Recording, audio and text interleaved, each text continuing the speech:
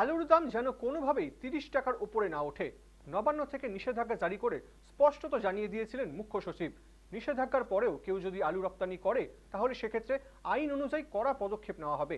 আলু পেঁয়াজের দাম নিয়ন্ত্রণের রুখতে রপ্তানি নিয়ে বড় নির্দেশ দিয়েছিল রাজ্য সরকার।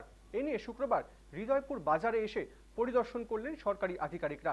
আলু সহ মাছ, মাংস এবং অন্যান্য সবজির দাম কতটা নিয়ন্ত্রণে আছে তাই এদিন ঘুরে দেখা হয়। এদিন বাজারে সাধারণ যারা মানুষ যারা সবজি কিনতে এসেছিলেন তাদের অনেকের ধারণা বাজার এখন অনেকটাই নিয়ন্ত্রণে, কিন্তু ভিন্ন মত রয়েছে।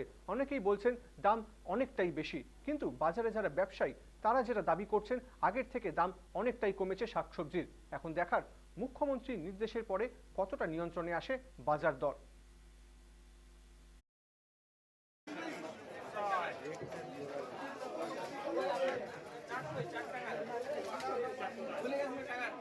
আছে কোনো অসুবিধা নেই, খুব সস্তা। 200 টাকার বাজার করলে এক সপ্তাহ চলে যায়। এখন যা অবস্থা খুবই সস্তা। ফুলকপির দাম কম, বাঁধাকপির দাম কম, ব্রোকলি সব কিছু মোটামুটি নিয়ন্ত্রণের মধ্যেই আছে।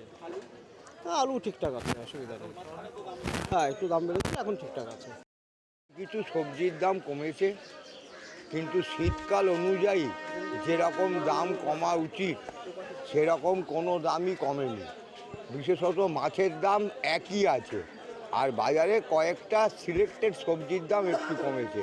সেইভাবে শীতকালে বাজারে সবজির দাম যেভাবে কমা উচিত সেটা কমেনি, এটাই বলা যায়। আমরা যে তিমিরে ছিলাম সেই তিমিরেই। অধিকারীরা কাস্টমাররা জিজ্ঞেস করলো দাম কমেছে কিনা। আমি বলি একদিন কেউ যদি 200 কি 300 টাকার বাজার নিলে তার 3 দিন লাগে না আসতে। ওইগুলো খাবে, শেষ করবে, তারপর তো আসবে। দাম তো কম, সব জিনিসপত্র 3 গুণ দাম কমে গেছে, 3 গুণ। আলু তখন 20 টাকা, 15 টাকা, 30 টাকা, 3 রকম কোয়ালিটি। মার্কেট আমরা ন্যাচারালি এরকম শিডিউল ভিজিট করি এবং জিনিসপত্রের দাম যথাযথ আছে, বেশি নেই। যেটা দেখলাম মোটামুটি রিজনেবল আছে। মাংসের দামটা নিয়ে জিজ্ঞেস করলেন? হ্যাঁ, মাংসের দাম তো ঠিকই আছে, ওই 200-220 এরকমই চলে। আমরা তো ওদের রেট চার্ট ছিল না, রেট চার্টটা আবার বসিয়ে দিলাম।